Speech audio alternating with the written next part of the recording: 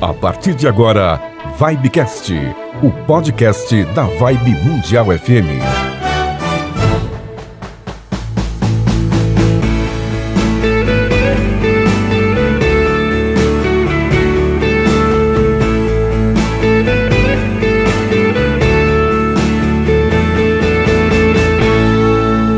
Alô você, estamos de volta com o nosso Vibecast, o podcast da Vibe Mundial FM. Alô você, Samira Chaine. Olá, Toninho Nascimento. Bom dia, boa tarde, boa noite para você que está nos ouvindo de qualquer lugar desse planeta. Exatamente, né? Pelas ondas das plataformas digitais, você que nos acompanha pelo Deezer, pelo Spotify, pelo Google Podcast, tem também pelo YouTube, né? E Sim. pelo próprio site da Vibe Mundial FM, você também tem um link lá, Vibecast, onde você pode ouvir todos os nossos bate-papos com diversos profissionais de diversas áreas, sempre com temas muito bacanas que vão te auxiliar, vão te ajudar a viver bem e melhor. É isso mesmo, né? E o tema hoje é bastante pertinente para o momento, né, Toninho? A gente está aí com a flexibilidade em muitas cidades aqui do Brasil em relação à pandemia do coronavírus. As escolas estão voltando, as aulas estão retornando,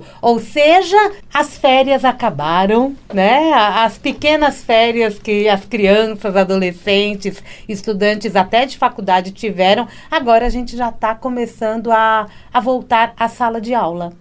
Eu acho que eu, como pai, eu até defendo também isso, que deveria voltar às aulas mesmo, viu? Porque é importante, claro, devemos ter bastante cuidado, né? Conjunto, né? Pai, mãe, avós, tios e o aluno, né? Todo mundo, claro, chamamos de professor e escola. Sim. Todo mundo tendo cuidado, não vai haver problema. Mas é importante porque isso vai... O aluno, imagine, tem muita gente que está sofrendo, muitos jovens, né? Que vêm sofrendo problemas psicológicos, psiquiátricos, emocionais por estarem o tempo inteiro dentro de casa. Mesmo com aulas online. Mesmo aqueles jovens que costumavam, antes da pandemia, a ficarem sempre dentro de casa, jogando, né? Videogame, tal, aquela coisa toda, mas chega a hora também que você fica meio que estafado, né? Ficar o tempo inteiro dentro de casa é complicado, não é só adulto que sofre, não. Os jovens também sofrem bastante. E sobre esse e outros temas, né, vamos bater um papo com quem hoje, Samira? Hoje é com a Sônia Rodrigues Portes. Muito bem-vinda, Sônia. Ela é psicóloga, está aqui com a gente hoje. Bem-vinda ao Vibecast.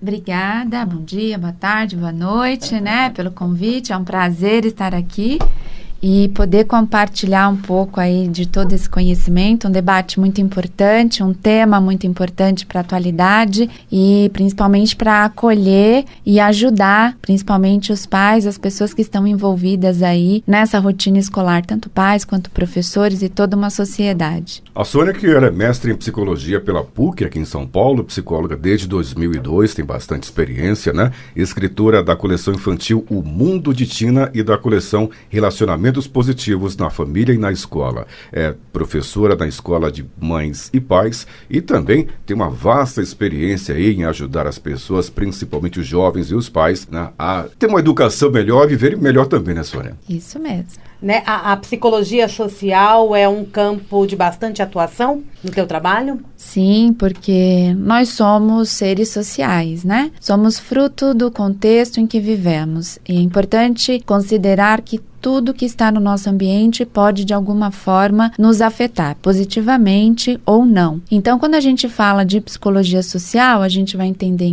em que contexto estamos, em que condições estamos, e isso pode responder muito dos nossos comportamentos. Então, para mim, a psicologia social está em todo lugar e a psicologia social abrange todas as psicologias e toda a psicologia também é um pouco psicologia social. É verdade, né? E falando de volta às aulas, Toninho. Inclusive aqui tem um assunto interessante aqui, uma matéria que, segundo entidades internacionais ligadas à proteção dos jovens e à saúde, corroborando com aquilo que a gente está falando do início aqui do programa, o isolamento prolongado, longe da escola e dos amigos, pode impactar profundamente, né, crianças e adolescentes. Uma enquete feita pela Unicef em setembro passado agora, com 4.000 adolescentes, mostrou que, do total, 72% sentiram necessidade de de pedir ajuda em relação ao bem-estar físico e mental durante essa quarentena. Porém, 41% não recorreram a ninguém. As aulas presenciais foram as primeiras atividades suspensas em Fortaleza, por exemplo, após o início da pandemia de Covid, e estão entre as últimas atividades a voltar à ativa. Aqui em São Paulo, já voltamos, né? O governo do estado realmente já, ele defende isso, que deveria, de fato, voltou. Algumas escolas, acho que a maioria, tanto escola pública quanto escola particular, a maioria vem fazendo aquele sistema híbrido, né?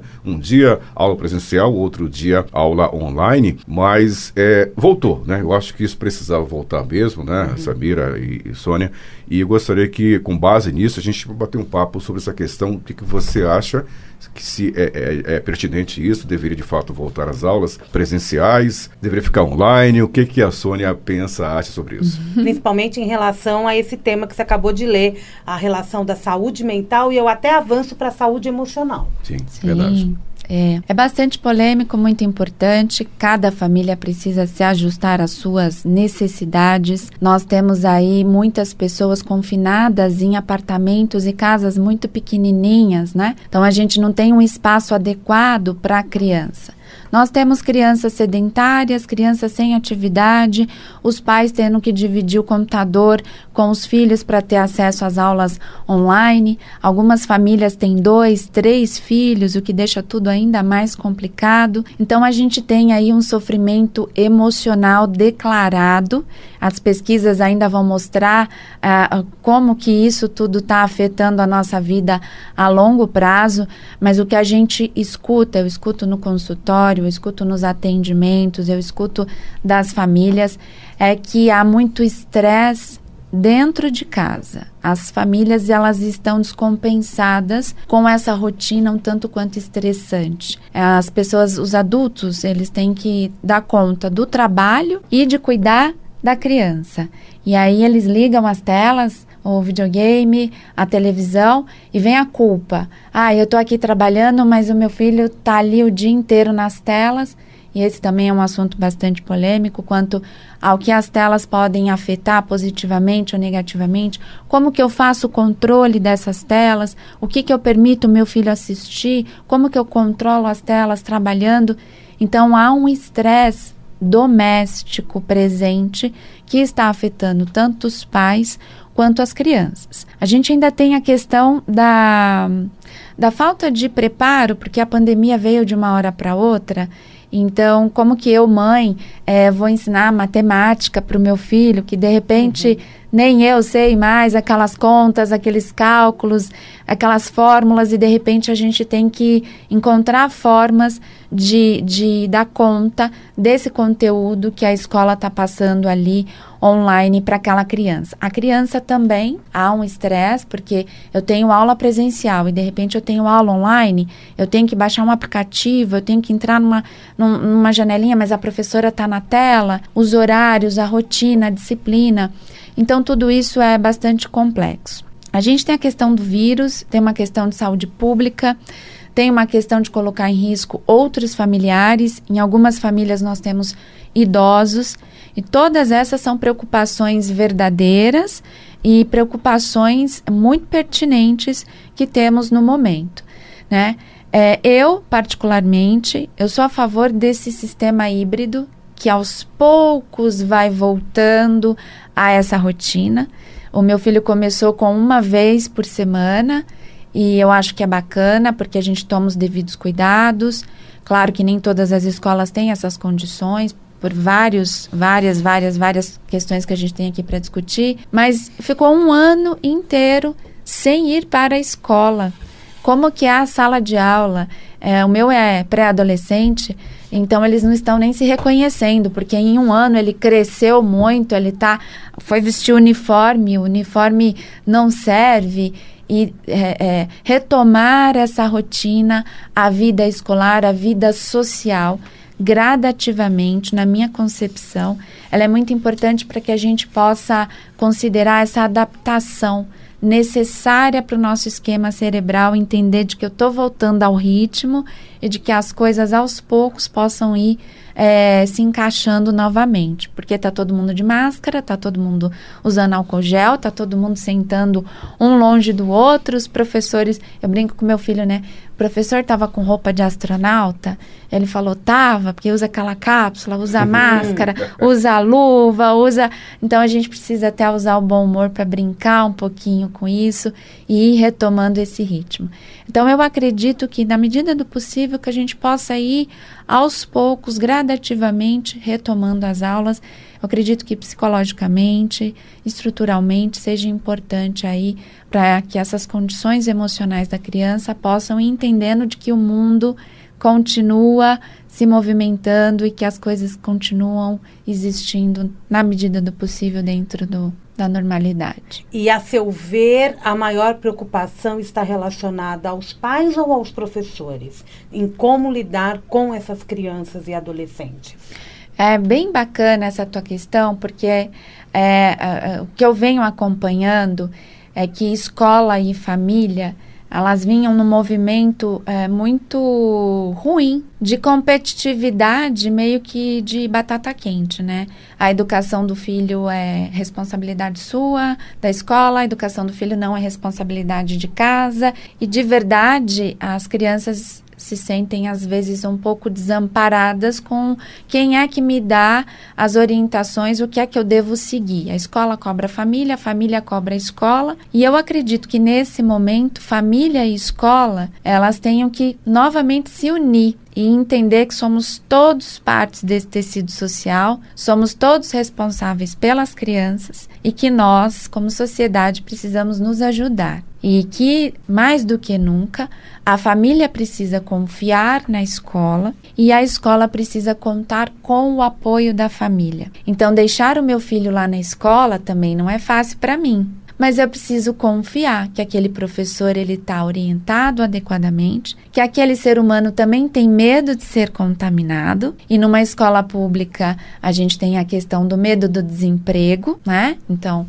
tem essa questão de que aí eu tenho que ir trabalhar e essa pressão capitalista, mercadológica que existe, que a gente não pode descartar, desse respeito que precisa existir entre todos e dessa confiança que precisa ser restabelecida entre sociedade e escola. Então, muito diálogo, muita conversa da escola com a família, é o momento da família participar mais do que está acontecendo na escola e da escola participar mais da vida das famílias. Então, eu acredito que talvez nós tenhamos coisas boas para aprender com tudo isso e reeducar, entender que essa sociedade funciona com cooperação e não com competitividade nem com culpa. Acho que isso é um ponto importante.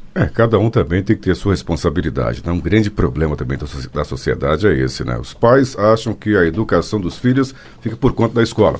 São os professores, a escola, né, que vão educar seus filhos, né? Algumas escolas passam também tudo, olha, o que cobrar dos pais, isso, aquilo, a forma do filho atuar e ser, enfim, a educação do filho. Então, um fica jogando para o outro, como você bem disse, né? Acaba a sociedade fica toda meio que maluca, perdida, e quem mais perde com isso, logicamente, são os jovens, as crianças, que amanhã serão o futuro, que são o futuro, e amanhã serão cidadãos, cidadãs que vão procurar melhorar esse país, o mundo inteiro. Não só o país, mas o mundo inteiro. E essa questão da volta às aulas, você falou que se defende, eu também corroboro contigo, tá? Estou aqui ratificando também essa questão, eu também defendo que esse sistema híbrido, para mim, na minha opinião, assim como você bem disse também na sua opinião, é a melhor forma, porque voltar, em definitivo, de uma vez, tudo presencial, meio complicado, né? Continuar online, também eu acho que não vai ajudar, que não vai ser legal. Claro, cada um vai defender o seu, cada escola, enfim, cada estado, cada cidade, mas eu acho que realmente o sistema híbrido, porque aos poucos, né? A criança, meu filho, por exemplo, começou as aulas agora no início de fevereiro, ele dia sim, dia não. Então, há uma semana ele terá aula 2 vezes presenciais, 2 vezes por semana, né? E na outra semana, 3 vezes, né? De segunda, quarta, sexta, depois terça e quinta, e assim por diante. E eu creio que isso vai ficar aí pelo menos, né, mais uns 2, 3 meses. Agora, os pais têm dificuldade, Sônia, com relação, como você falou, todo mundo, de repente, Um ficava lá, outro ficava cá, e veio o coronavírus, essa Covid, essa pandemia, e deixou todo mundo em casa. Casas pequenas, famílias grandes, e agora? Então falta paciência para os pais, e os filhos de repente são hiperativos, aí complica tudo. E como se integrar nesse novo modelo? Como os pais devem ajudar a criança nessa nova rotina? O que você acha? Bacana. Quando a gente fala de estrutura, né, familiar, a gente está até contando aqui com uma casa, um apartamento, a gente não pode deixar de falar de famílias que não têm nem o Wi-Fi, nem a própria internet para poder acessar, para ter aula online. Então, infelizmente, o que eu venho percebendo é que algumas crianças perderam o ano.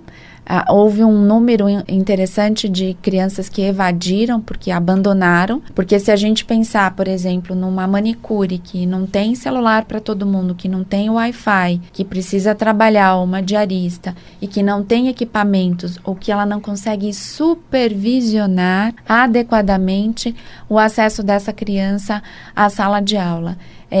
Então, quando isso foram relatos que eu ouvi, né? Quando ela se deu conta, o aluno já tinha perdido ali o seu ano letivo, né?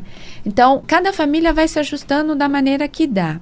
Alguns casais, por exemplo, fizeram revezamento. Bom, de manhã eu trabalho 100% na empresa e você trabalha e cuida das crianças. Depois eles trocavam, faziam um revezamento. No período da tarde, trocava, um ficava com as crianças e trabalhava, e o outro só trabalhava. Para trabalhos, para funções em que há essa flexibilidade, os horários, colocou a criança para dormir, você vai lá fazer o seu trabalho, trabalhar um pouco mais cedo, trabalhar um pouco mais tarde. A flexibilidade é a palavra que pode ajudar bastante nesse aspecto. Não levar as coisas tão ao pé da letra nesse período. Então, às vezes, o ideal vai ser o necessário é ficar assistindo televisão. Não conseguimos descer para a quadra na pandemia. Houve momentos que a gente não podia aproveitar ali quadra, espaço de condomínio. Tem que ficar em casa. O pai precisa trabalhar, a mãe precisa trabalhar. Então, fica na televisão. Vamos fazer o que dá para fazer naquele momento com as ferramentas que se tem. Então, é muito importante que os pais tentem não se cobrar tanto nesse momento e não cobrar tanto das crianças também. Nós estamos voltando. Então, agora tem que fazer mochila de novo, tem que preparar a lancheira, tem que cuidar do horário do transporte, coisas que as crianças esqueceram. Agora eu tenho que pôr uniforme, né? O meu tava lá, quantas vezes ele assistiu aula só de cueca e camiseta? Ninguém tá vendo da cintura para baixo mesmo, né? Então, agora ele vai vestir roupa para ir para a escola, eu falo, tá faltando meia, tênis. Ele precisa também desse espaço de adaptação, que às vezes o adulto ele tem pressa, ele tem um ritmo mais acelerado do que o ritmo da criança. E a criança nem ao supermercado estava indo. Então, essa flexibilidade de não se exigir tanto, de não exigir tanto da criança, de perceber que a criança está ali retomando, que ela também está entendendo o que está acontecendo, eu acredito que isso seja muito importante. Então, fazer o seu melhor, fazer o que for possível e confiar que as coisas estejam caminhando e que a gente está conseguindo aí cumprir com o nosso papel nesse momento tão crítico. E precisa, né? Os pais precisam entender esse movimento da criança também. Mas também tem uma outra questão, que é aquela criança que também não quer mais sair de casa. Né? Que muitas escolas estão questionando as crianças no sentido, até adolescente, você quer fazer aula online ou você quer ir para aula presencial? E um grande número está dizendo, eu quero continuar em casa. Você acredita que isso seja comodidade ou uma questão de relacionamento até para as crianças mais tímidas, ou acaba sendo também o medo da contaminação? Samira, eu acho que todos esses fatores contribuem. Ponto importante aqui para todos nós, como sociedade. Nós temos aqui uma dificuldade, apesar de sermos seres humanos. Existia um psicólogo russo chamado Vygotsky, que ele vai dizer o seguinte: nós só aprendemos a ser pessoas civilizadas, eu só aprendo a me comportar, a desenvolver as minhas habilidades sociais em contato com outras pessoas. Então, a escola, ela não exerce só uma função pedagógica de ensinar gramática, matemática, mas a escola, ela exerce um papel social, não é? Um papel social de que, e o meu coleguinha, ele fala muito alto. Fala. O outro não fala. O outro faz perguntas que me incomodam. E aqui tem um grande desafio para todos nós como sociedade, que é ensinar as crianças a lidar com as diferenças. E aonde eu quero chegar com isso, né? O adolescente, ele tem aí algumas características específicas da adolescência. E a gente tem uma adolescência high-tech, uma adolescência conectada aos jogos, às redes. O adolescente, né, nós temos aí uma maioria de pessoas no mundo, não sei se vocês sabem disso, mas a maioria das pessoas são tímidas. Né? Nós somos pessoas, de modo geral, mais tímidas. A gente, aos poucos, vai envelhecendo, vai disfarçando bem, vai enganando bem as pessoas. Eu sou tímido, a Samira também, bastante. Eu também. Né? A gente vai fingindo que é extrovertido e a coisa vai funcionando, porque o mundo, a sociedade nos obriga a desenvolver essa extroversão. Então, um dos grandes desafios do adolescente é desenvolver essas habilidades sociais. E uma das defesas mais comuns do ser humano é a fuga, é evitar os contatos sociais. Então, principalmente com os adolescentes, fica aqui um alerta, a gente precisa tomar um cuidado maior, porque essa tendência de se trancar no quarto, de usar o videogame, de conversar com as pessoas só por chat, ela é muito menos desafiadora do que o dia a dia, do que lidar com as questões comportamentais do grupo. Então, para os adolescentes que estão gostando de ficar em casa, fica o alerta para os pais de que é fundamental e é muito importante que a gente sustente e alimente a necessidade de estar em contato com outros adolescentes da mesma idade. Mas eu tenho a questão do vírus. Aí a família precisa olhar para a família, do quanto nós precisamos também desse equilíbrio quando a gente vai falar de pandemia e de Covid, porque apesar dos riscos que são reais, do risco de contaminação, é importante que as crianças e os adolescentes entendam que estamos em uma campanha de vacinação, que a gente tem máscara, que a gente tem que tomar cuidado com os protocolos de higiene, mas que isso não pode nos impedir 100% de viver aquilo que temos que viver. Então, quanto de pânico está sendo instituído nessa família e o quanto quanto a família está afetando o comportamento desse adolescente. A palavra equilíbrio precisa ser considerada. A gente precisa tomar cuidado, mas a gente também precisa entender que esse adolescente precisa continuar vivendo. Então, qual é a estrutura que a família está oferecendo para ele?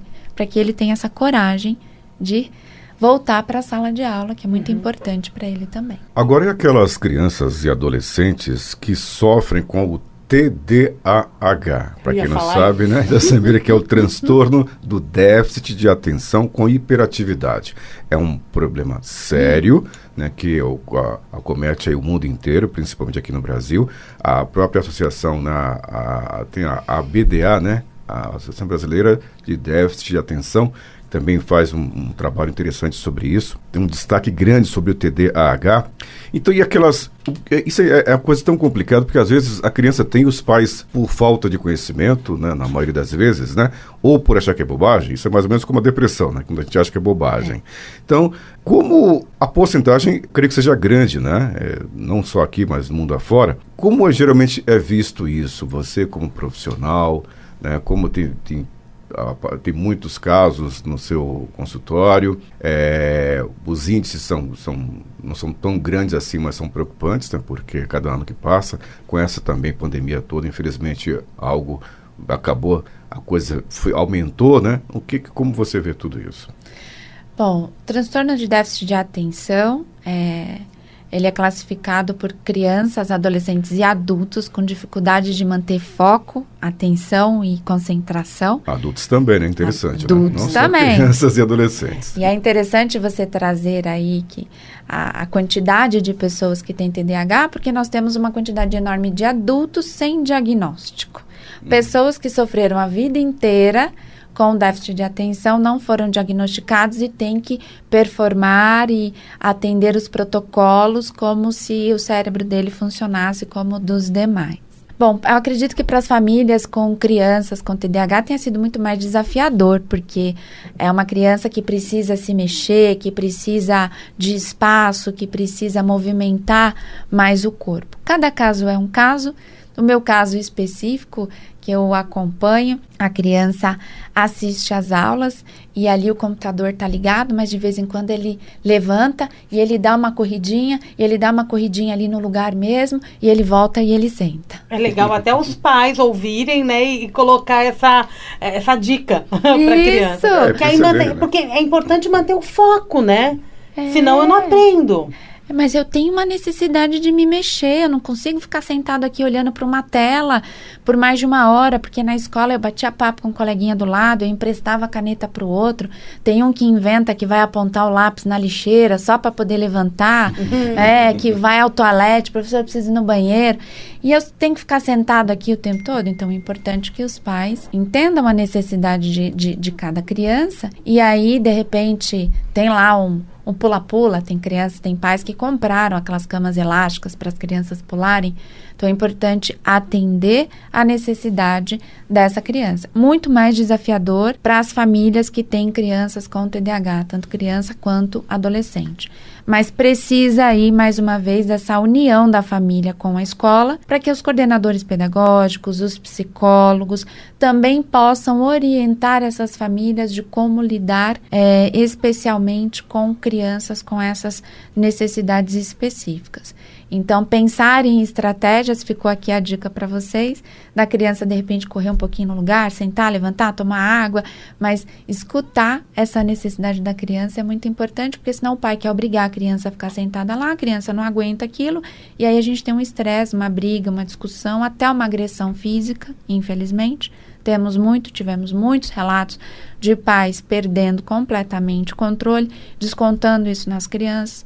Os índices de violência doméstica subiram absurdamente, vocês devem estar acompanhando isso, e de repente a gente tem um desgaste por falta de compreensão de uma necessidade específica de crianças, como crianças que têm TDAH. E hoje a gente tem muita informação a respeito também, né? E os profissionais estão aí à disposição para colaborar com os pais quando tem e precisa saber lidar com essa criança e com esse adolescente dentro de casa, porque ele pode começar a ter um controle disso, né, que eu acho que é importante, e também ele pode ter os seus momentos de mais agito ou de menos agito, e a concentração precisa ser uma coisa bem trabalhada, bem estipulada, né?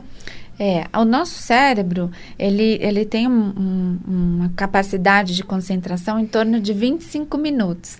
Então, a cada 25 minutos, a gente dá uma quedinha ali na nossa concentração e tá tudo bem. Um pouquinho. Levanta para tomar um café. Isso é muito importante. Isso é uma coisa que as pessoas que estão em home office estão sentindo falta. Bater papo no café, falar oi, fazer uma piadinha do cabelo de um, brincar com o outro. Essas quebras que parecem perda de tempo, que parecem desnecessárias, elas são fundamentais para que o nosso cérebro respire e que a gente consiga retomar o foco. Então, crianças também precisam desse espaço. Você está dando uma voltinha? Mas já volta então, olha lá a sua aula. Supervisiona, bate papo, conversa, vê se a cadeira está confortável, a temperatura, a luz, está muito escuro, o computador está na altura correta, você tem espaço no caderno para escrever, está sempre por perto. É muito importante que a criança entenda que os pais estão ali para acolher e não só para cobrar e só para criticar. Você não fez? Você está com dificuldade? Essa cadeira precisa de uma almofada nas costas? Você está bem? Você está alimentado? Então, essa parceria ela é fundamental antes de criticar e antes de cobrar. Muito importante. O adolescente ele tem mais distração até pelo contato nos chats, maior até que a criança, e principalmente os que estão já nos anos finais, muitos a gente sabe que já estão trabalhando também e tem que adaptar essa rotina. Os adolescentes têm um festival de nós também adultos, né? De distrações, Facebook, YouTube, Instagram, tivemos aí a chuva de lives, chuva de conteúdos interessantes na internet, e aí uma boa conversa, né, com a família. Filho, olha, nós temos essas matérias aqui, esse horário para cumprir. Como que você está distribuindo seu tempo? Você precisa de ajuda? Vamos fechar essas janelas que te distraem? Vamos pensar em estratégias de concentração? Compartilha com teu filho adolescente, com teu filho jovem, com seus parceiros, com seus colegas, o que vocês fazem para se manter concentrados em casa, no tédio de casa? Compartilha, às vezes uma estratégia, uma dica bobinha pode ser muito funcional para o outro. Então, os adolescentes têm muito mais possibilidades de distração e conversa, muita conversa, para que o adolescente entenda que ele está em casa, ele está em homeschool, mas ele não está na hora de lazer, ele tem ali as responsabilidades para cumprir. Que às vezes eles querem até ficar acordados a madrugada toda, conversando ali e jogando no Discord. Eu sei, meu filho, por exemplo, agora não, porque até minha mulher é mais polícia do que eu. mas ela é mais general. Mas ele antes, né, das aulas começarem, ele estava ele dormia 3, 4 horas, era no dia seguinte que ele dormia, né? Então agora a mãe já colocou o seguinte: você tem que dormir no máximo às 11 horas porque vai ter que acordar cedo para ir para estudar, ou seja, o homeschool, como você disse, né, em casa ou até mesmo presencial na escola. Muito bacana esse exemplo que você trouxe, porque lá em casa também, né? Você é general também, né? Também tem essa questão, né? A escola teve um determinado momento que achou que começar a aula às 7 não estava funcionando, decidiu começar a aula às 8. Ele adorou, né? Mais tarde, assim eu vou dormir uma horinha mais tarde. E é muito legal que a gente preste atenção e troque isso aqui, porque fica assim, um dia é 20 minutos mais tarde, outro dia são mais 20 minutos mais tarde. Quando você percebe, a criança que era para estar dormindo às 10, está dormindo meia-noite, né? Nas férias, ele podia dormir meia-noite. Tá tudo bem, você tá de férias. E aí fica a dica. Você quer dormir mais tarde? Tá bom. Mas estipule limites para acordar, para a hora de acordar. Porque senão o adolescente troca o dia pela noite. Troca fácil, né? Fácil, Troca fácil. Então, assim, a gente tem que ter muito jogo de cintura, muita conversa. Você quer dormir um pouco mais tarde? Quero. Mas amanhã é domingo, por exemplo. Amanhã a gente vai ficar em família, nós vamos passear, nós vamos fazer coisas. Então, fica a dica. Qual é o limite para se acordar nas férias? Dá um limite. 9 horas. Você quer ficar até mais tarde? Eu vou te deixar aqui até 1 hora. Você quer ficar aí no computador, adolescente? Mas você vai levantar no máximo às 9. Sem reclamar, tudo bem? Tudo bem. Então, você quer dormir um pouquinho mais tarde, até às 9 você acorda e cumpre com as suas atividades combinadas aqui em casa. Porque, mais uma vez, essa troca da noite pelo dia é uma maneira de se isolar. Porque de dia tá todo mundo acordado, então eu durmo. E na hora que tá todo mundo dormindo, eu tô acordado.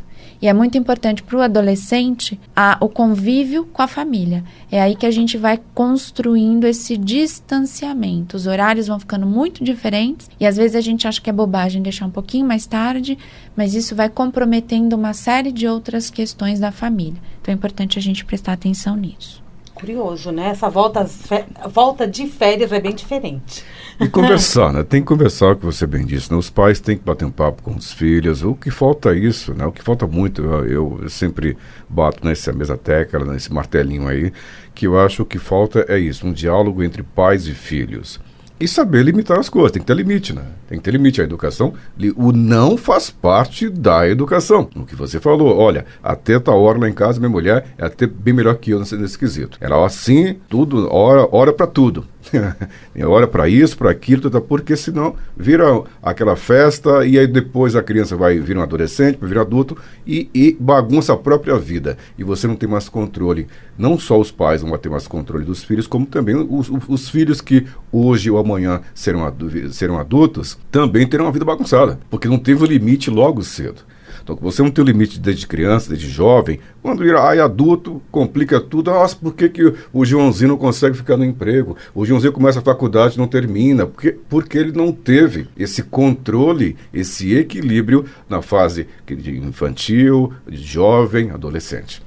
Você está corretíssimo, né? Na psicologia positiva, a gente sempre está ali em torno de regras e combinados, porque eu tenho que determinar a regra, e às vezes os pais, eles se descontrolam quando eles determinam uma regra e essa regra não é cumprida. Faz parte também do protocolo da criança, do comportamento da criança, do adolescente, testar as regras. Testar a sua capacidade de pode 8:10, pode 8:20. Você pode ter essa capacidade de negociar, de combinar, de ter o bom senso, isso é muito importante, mas não esqueça desses limites. Dar limite é dar amor. Criança, ela sente quando ela está sendo cuidada, quando ela está sendo amada. E se ela fica muito solta, além de não sentir esse acolhimento familiar, né, de dentro de casa, ela apresenta todas essas dificuldades e várias outras que você acabou de citar para viver em sociedade. Isso é muito importante. Eu tenho uma questão aqui em relação também às crianças que passaram também por sentimentos, emoções mais negativas durante a pandemia. O luto, a doença afetando familiares, independente de ser dentro da casa dela, né? Mas um familiar com quem ela tinha uma relação e de repente ela foi impedida de ter esse relacionamento e existiu isso. A questão, os pais a gente sabe que conviveram com a criança neste período. Os professores, os diretores e os colegas não. Como que você pode nos orientar e orientar professores a dar o acolhimento a essa